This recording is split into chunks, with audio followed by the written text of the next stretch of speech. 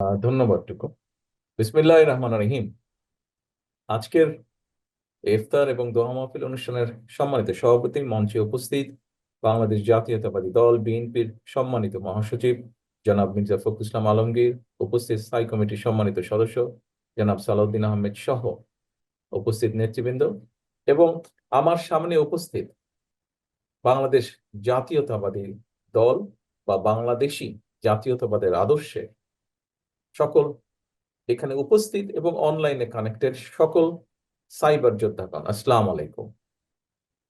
প্রথমেই আমি আমাদের সাইবার যোদ্ধাগণকে আন্তরিকভাবে ধন্যবাদ এবং শুভেচ্ছা জানাচ্ছি। শুভেচ্ছা জানাচ্ছি এ কারণে, আপনাদের সাথে খুব সম্ভবত এটাই এত বড় স্কেলে এটাই আমার প্রথম এরকম একটি ইন্টারাকশন।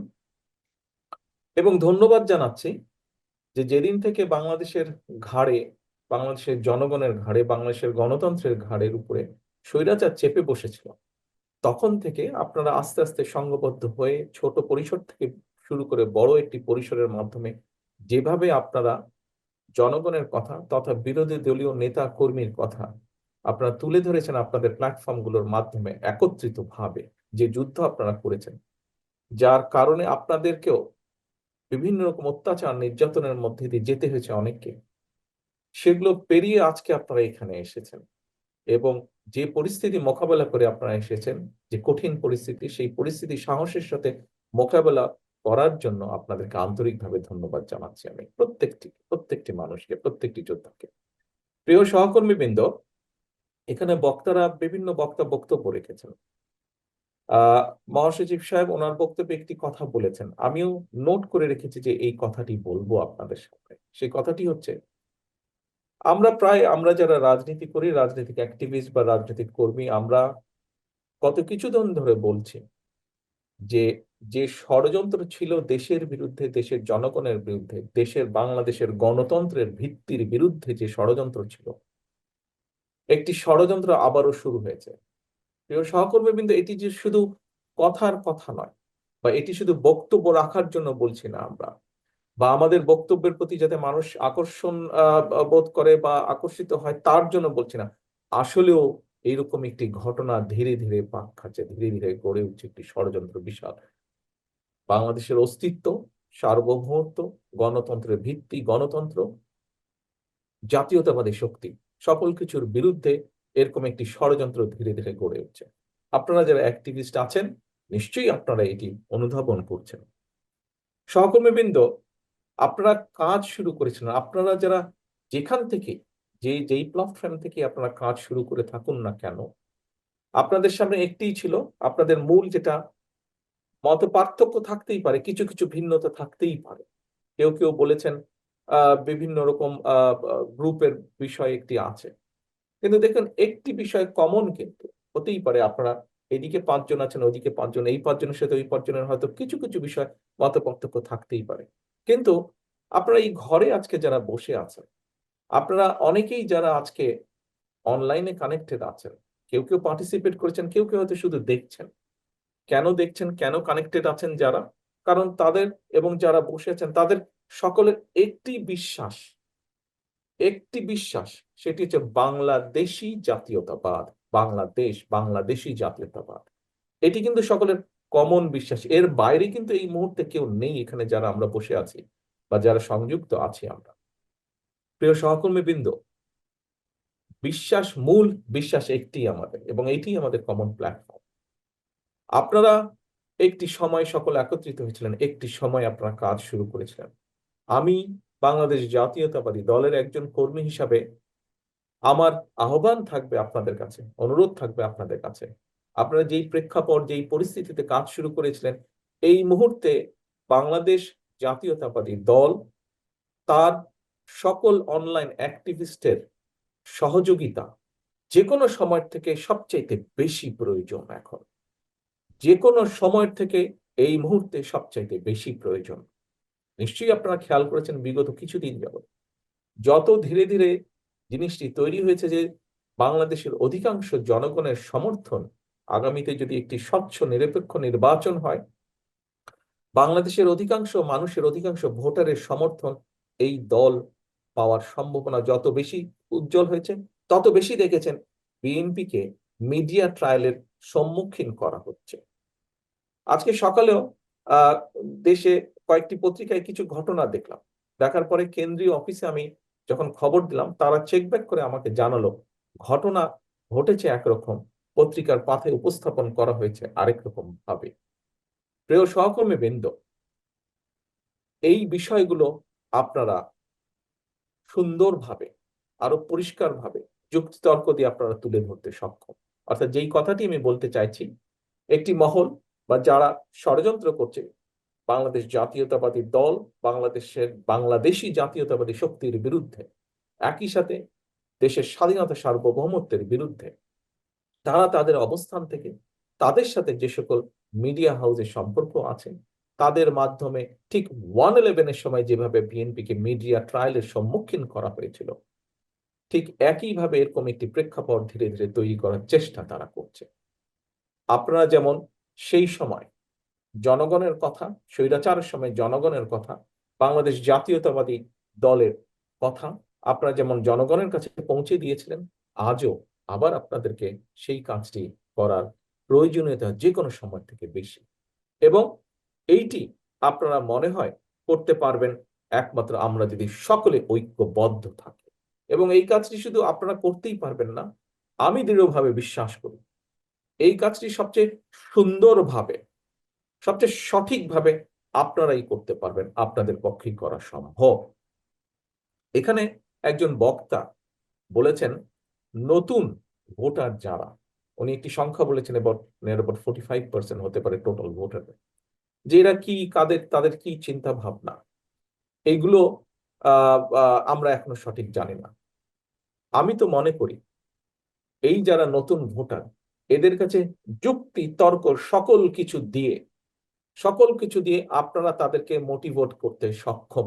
আমি এটা দৃঢ়ভাবে বিশ্বাস করি। আপনারা যারা আমাদের জাতীয়তাবাদী শক্তির অনলাইন অ্যাক্টিভিস্ট আছেন, দেখুন, খুব এক বাক্যে যদি বলতে হয়, দেশ স্বাধীনের পর থেকে এই মুহূর্ত পর্যন্ত বাংলাদেশে সংস্কার বলতে অথবা মানুষের এবং দেশের জন্য ভালো কিছু বলতে, সেটি আপনি স্বাস্থ্য খাত বলুন, সেটি আপনি কৃষি খাত বলুন, খাদ্য উৎপাদন বলুন, শিক্ষা বলুন, ইন্ডাস্ট্রি বলুন, আমরা বেকার কর্মসংস্থান বলুন, বিদেশে কর্মসংস্থান বলুন, আমরা যেভাবেই যেটি বলি না কেন, লোকাল গভর্নমেন্টকে শক্তিশালীকরণ বলুন, প্রত্যেকটি ফ্যাক্টস অ্যান্ড ফিগার ডাটা দিয়ে প্রমাণ করে দিয়ে দেওয়া যাবে যে বাংলাদেশ জাতীয়তাবাদী দল যতবার জনগণের সমর্থনে দেশ পরিচালনার সুযোগ পেয়েছে, এই সকল প্রত্যেকটি বিষয় বাংলাদেশ জাতীয়তাবাদী দল তথা বিএনপি সবচেয়ে বেশি অবদান রাখতে সক্ষম হয়েছে।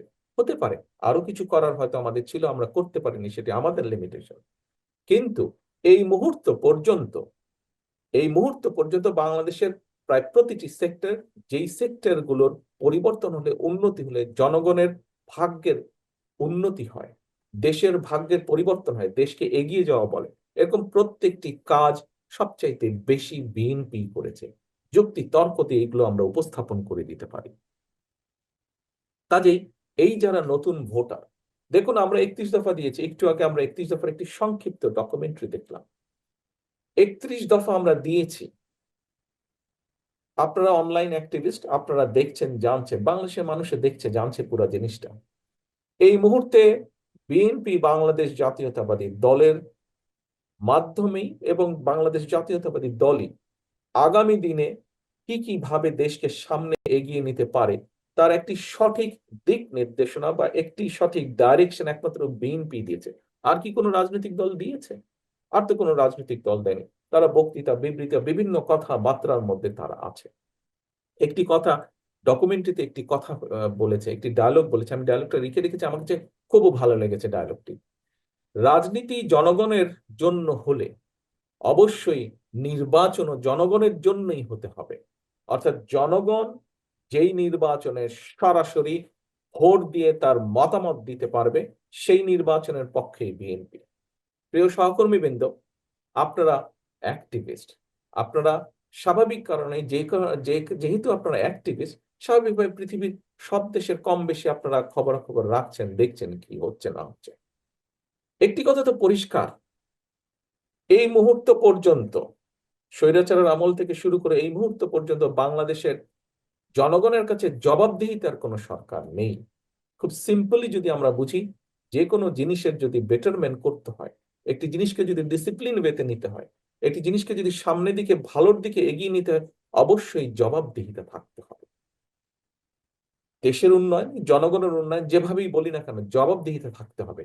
দেশে যখনই একটি জবাবদিহিতামূলক সরকার থাকবে, যারা জবাব দিতে বাধ্য থাকবে জনগণের কাছে, সংসদের মাধ্যমে জনগণের কাছে, সংসদের রিপ্রেজেন্টেটিভ যারা, সদস্য যারা, তারা জনগণকে রিপ্রেজেন্ট করে, কাজেই সংসদের মাধ্যমে জনগণকে জবাবদিহি করতে যারা বাধ্য থাকবে, যেই সরকার বাধ্য থাকবে, একমাত্র সেই সরকারের পক্ষেই সম্ভব মানুষের জন্য ভালো কিছু করা, দেশের জন্য ভালো কিছু করা। সহকর্মীবৃন্দ, আমাদের দলের অবস্থান থেকেই তো আমরা বলেছি একজন ব্যক্তি পরপর দুবারের বেশি প্রধানমন্ত্রী হতে পারবে না। আমাদের দলের অবস্থান থেকেই তো আমরা বলেছি যে আমরা তত্ত্বাবধায়ক ব্যবস্থা আবার ইন্ট্রোডিউস করতে চাই দেশের মধ্যে। দলের অবস্থান থেকে আমরা বলেছি যে সমাজে এমন কিছু মানুষ আছেন যারা হয়তো রেগুলার রাজনীতির মধ্যে নেই, কিন্তু তারাও এই দেশের দেশের জনগণের ভাগ্যের পরিবর্তনে কন্ট্রিবিউট করতে পারে, এবং সেই সকল মানুষের সমন্বয় আমরা একটি আপার হাউস করতে চাই। এই যে সুন্দর সুন্দর কথা যারা এখন অনেকেই বলছেন, এই কথাগুলো তো সেই সময় 2.5 বছর আগে সেই স্বৈরাচারের রক্তচক্ষুকে উপেক্ষা করে একমাত্র বিএনপি বলেছিল। এখন অনেকেই অনেক রকম খুব বড় গলায় অনেক কিছু বলছে, কিন্তু সেদিন আপনাদেরই দল, আপনাদের এই প্রিয় দল, যার জন্য আপনারা, যার কথা প্রচার করতে গিয়ে আপনাদের মধ্যে অনেকেই বিভিন্ন অত্যাচার নির্যাতনের শিকার হয়েছেন, আপনাদের সেই দল 2.5 বছর আগে এখানে মঞ্চে যারা উপস্থিত নেতৃবৃন্দ আছেন, তারা সেদিন উপস্থিত ছিলেন। পুরো জাতির সামনে আমরাই উপস্থাপন করেছি যে ইয়াস, কারণ ওই যে একটি কথা বলেছি, বিএনপি রাজনীতিই তো করে জনগণের জন্য, দেশের জন্য। এবং তখনই আমরা অনুধাবন করতে সক্ষম হয়েছি 2017 সালে দেশনেত্রী খালেদা জিয়া ভিশন 2030 দিয়েছিলেন। কেন? কারণ আমরা বুঝতে পেরেছি স্বৈরাচারের পতন অবশ্যম্ভাবী, পতন হতেই হবে, এর বাইরে কোনো রাস্তা নেই। এবং পতন হওয়ার পরে তারা দেশকে যে অবস্থায় নিয়ে গেছে, দেশকে, রাষ্ট্রকে মেরামত করতে হবে, গড়ে তুলতে হবে। 20-22 কোটি মানুষের দেশ, আমরা যদি সঠিক পরিকল্পনা না নেই, সঠিক প্ল্যানিং না দেই, এই দেশকে গড়ে তোলা সম্ভব না। এবং সেই সময়, আজ থেকে 2.5 বছর আগে, বিএনপির নেতৃত্বই তারা রক্তচক্ষুর, স্বৈরাচারের রক্তচক্ষু উপেক্ষা করে সেদিন জাতির সামনে উপস্থাপন করেছিলেন। কাজেই প্রিয় সহকর্মী বৃন্দ, অনলাইন অ্যাক্টিভিস্ট বৃন্দ, প্রিয় সহকর্মী বৃন্দ, আজকে এই যে 45% বলুন আর 12 কোটি ভোটারই বলুন, আমাদেরকে যুক্তি তর্ক দিয়ে তাদের সামনে উপস্থাপন করতে হবে। এবং এই 45% যে তরুণ ভোটারদের কথা বলেন, হতে পারে তারা কখনো ভোটার দেয়নি, ভোট দেওয়ার সুযোগ তারা পায়নি, সুযোগই তো তাদেরকে দেওয়া হয়নি। কাজেই এইসব তরুণরা কিন্তু যুক্তি তর্ক দিয়ে চলে, যুক্তি তর্ক দিয়ে চলে। অনেকে অনেক কথা বলতেই পারে। সবচেয়ে বড় বিষয় হচ্ছে নিয়ত। 2001 সালে আমাদেরও 2/3 ছিল। আমরা তো সরকার, তত্ত্বাবধায়ক সরকারের ব্যবস্থা আমরা চেঞ্জ করে দেইনি।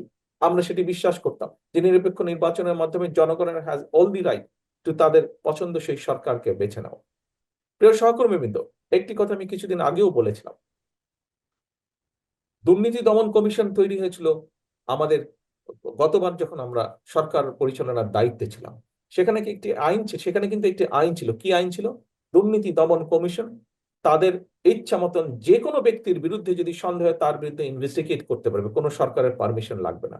আমরা দেখেছিলাম পরবর্তীতে এসে স্বৈরাচার, পলাতক যে স্বৈরাচার, তারা সেটিকে পরিবর্তন করে দিয়েছিল, যে তাদের পারমিশন নিয়ে, সরকারের পারমিশন নিয়ে দুদককে কোনো ব্যক্তির বিরুদ্ধে কোনো ইনভেস্টিগেশন করতে হবে।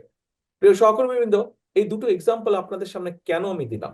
এক্সাম্পল দুটো, আরো অনেক এক্সাম্পল আছে, সময় কম, আমি দুটো এক্সাম্পল আপনাকে দিলাম। দুটো এক্সাম্পল দিয়ে আমি আপনাদের সামনে তুলে ধরতে চাইলাম ইট ইজ ইন্টেনশন। বিএনপি যদি স্বৈরাচারের মতন তার নিয়ত খারাপ থাকতো, তাহলে 2/3 মেজরিটি আমাদের ছিল। পরবর্তীতে আমরা দেখেছি 2008 সালে ষড়যন্ত্র নির্বাচনের মাধ্যমে 2/3 মেজরিটি তাদেরকে দেওয়া হয়েছিল। কিন্তু তারা, যেহেতু তাদের নিয়ত ভালো ছিল না, সেই জন্য তারা সরকার ব্যবস্থা পরিবর্তন করেছিল, তত্ত্বাবধায়ক সরকার ব্যবস্থা। যেহেতু তাদের নিয়ত ভালো ছিল না, সেই জন্য তারা দুদকের আইন পরিবর্তন করেছিল। কিন্তু হতে পারে আমাদের কিছু কিছু ক্ষেত্রে হয়তো আমরা সফল হতে পারিনি, কিন্তু আমাদের নিয়ত ঠিক ছিল। 2/3 থাকার পরও বাংলাদেশ জাতীয়তাবাদী দল, দেশনেত্রী খালেদা জিয়া পরিবর্তন করেননি সরকারের ব্যবস্থা। আমাদের হাতে সেই সময় রাষ্ট্র ক্ষমতা থাকার পরও আমরা চেয়েছি দুদক ইন্ডিপেন্ডেন্টলি, স্বাধীনভাবে কাজ করুক। কারণ সত্যিকার ভাবেই বিএনপি চেয়েছে এই দেশে দুর্নীতি নির্মূল হোক, অথবা দুর্নীতি এমন এক পর্যায়ে আসুক যেটি দেশকে ক্ষতিগ্রস্ত করবে না, অথবা দুর্নীতি দূর করতে যা বোঝায় সেই কাজটি দুর্নীতি দমন কমিশন স্বাধীনভাবে করুক। আমাদের ইন্টেনশন এটা ছিল। It is all about intention. কাজেই আমরা সেজন্যই আজকে থেকে 2.5 বছর আগে, আমাদের ইন্টেনশন ভালো বলে আমরা 2.5 বছর আগেই আমরা রাষ্ট্র মেরামতের পরিকল্পনা দিয়েছি। রাষ্ট্র কিভাবে মেরামত করবো প্রত্যেকটি সেক্টরে। প্রিয় সহকর্মীবৃন্দ, আজান দিবে এখনই, বক্তব্য শেষ করে দিতে চাই আমি দ্রুত। আজ আপনারা সকলে একত্রিত হয়েছেন, আপনারা ইফতারে যেভাবে একত্রিত বসেছেন, যারা দেশে আছেন বা কাছাকাছি আছেন তারা একত্রিত বসেছেন। আমাদের আরো শত হাজারো অ্যাক্টিভিস্ট আছেন, যারা কেউ কেউ হয়তো দেশে নেই, যারা দেশে আছেন তারা হয়তো এই মুহূর্তে কাছে নেই, ঢাকায় নেই, হয়তো দেশের বিভিন্ন প্রত্যন্ত অঞ্চলে ছড়িয়ে আছেন। আপনাদের সকলের কাছে যে কথা দিয়ে শুরু করেছিলাম সেই কথা দিয়ে আমি শেষ করতে চাই। সকলের কাছে আমার একান্ত আহ্বান থাকবে, অনুরোধ থাকবে। হতেই পারে আমাদের মধ্যে কিছু কিছু মত পার্থক্য থাকতে পারে হয়তো, কিন্তু আপনাদেরকে এই দলের, এই আদর্শের, বাংলাদেশ জাতীয়তাবাদী যে আদর্শ, সেই আদর্শের আপনাদেরকে প্রয়োজন যে কোনো সময় থেকে সবচাইতে বেশি প্রয়োজন। এই মুহূর্তে একমাত্র আপনাদের পক্ষেই সম্ভব, আপনারা যদি সকলে ঐক্যবদ্ধভাবে কাজ করেন, আপনাদের পক্ষেই সম্ভব আগামী দিনে বিএনপি বাংলাদেশকে, বাংলাদেশের জনগণের জন্য কি করতে চায়, যুক্তি তর্ক দিয়ে সেগুলো জনগণের সামনে উপস্থাপন করা, যুক্তি তর্ক দিয়ে সেই 45% কাছে নিয়ে যাও, যুক্তি তর্ক দিয়ে ঘরে ঘরে মানুষের কাছে পৌঁছে দেওয়া। প্রিয় সহকর্মীবৃন্দ, আপনাদের ঐক্য, আপনাদের সহযোগিতা কামনা করে আমি আমার বক্তব্য শেষ করছি। ইনশাআল্লাহ সকলে ভালো থাকবেন, সুস্থ থাকবেন। আল্লাহ হাফেজ। বাংলাদেশ জিন্দাবাদ। বাংলাদেশ জাতীয়তাবাদী দল জিন্দাবাদ।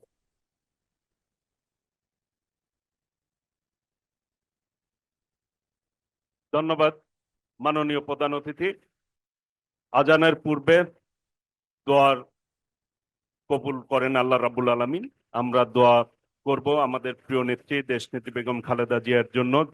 তিনি অসুস্থ অবস্থায় রয়েছেন, সেই জন্য সকলের কাছে দোয়া কামনা করছি। এবং ইনশাল্লাহ আগামী দিনে আমরা সকলেই ঐক্যবদ্ধ থাকব মাননীয় প্রধান অতিথির নির্দেশনা অনুযায়ী। আমাদের মাঝে এম রশিদুজ্জামান মিল্লাত, শহীদুদ্দিন চৌধুরী অ্যানি সাবেক এমপি উপস্থিত ছিলেন, সময়ের কারণে বক্তব্য দিতে পারেন নাই, সেই জন্য দুঃখ প্রকাশ করছি। এখন দোয়া পরিচালনা করবেন জনাব বাহাউদ্দিন ফারুক মুন্না, সহ সাংগঠনিক সম্পাদক, জিয়া সাইবারপোর্ট জেডসি। আউযু বিল্লাহি মিনাশ শাইতানির রাজিম। যেহেতু আমরা একটি হাদিস শরীফ আমরা আলোচনা করেছি, সেই হাদিস শরীফ মোতাবেক দোয়া কবুলের পূর্ব মুহূর্ত হচ্ছে ইফতার। রাব্বানা আতিনা ফিদ দুনিয়া হাসানাতাও ওয়া ফিল আখিরাতি হাসানাতাও ওয়া কিনা আযাবান নার আদখিলনাল জান্নাতাল মাল আবরার ইয়া আজিজু ইয়া আজিজু ইয়া গাফফার ইয়া রহিমু ইয়া রহিমু ইয়া জাব্বার। আল্লাহুম্মা আজিরনি মিনান নার, আল্লাহুম্মা আজিরনি মিনান নার, আল্লাহুম্মা ইন্নাকা আফুন তুহিব্বুল ফাফু আন্না ইয়া গফুর ইয়া গফুর ইয়া গফুর। হে আল্লাহ রব্বুল আলামিন, আমাদের ইফতারকে, আমাদের রোজাকে, আমাদের সেহরিকে কবুল করে নাও। রব্বুল ইজ্জত বিল হুসুস বাংলাদেশ জাতীয়তাবাদী দলের আজকের এই ইফতার মাহফিলকে কবুল করে নাও। ربنا آتنا في الدنيا حسنة وفي الآخرة حسنة وقنا عذاب النار وصلى الله تعالى على خير خلقه ونوره أشرف سيدنا محمد وآله وصحبه أجمعين برحمتك يا أرحم الراحمين।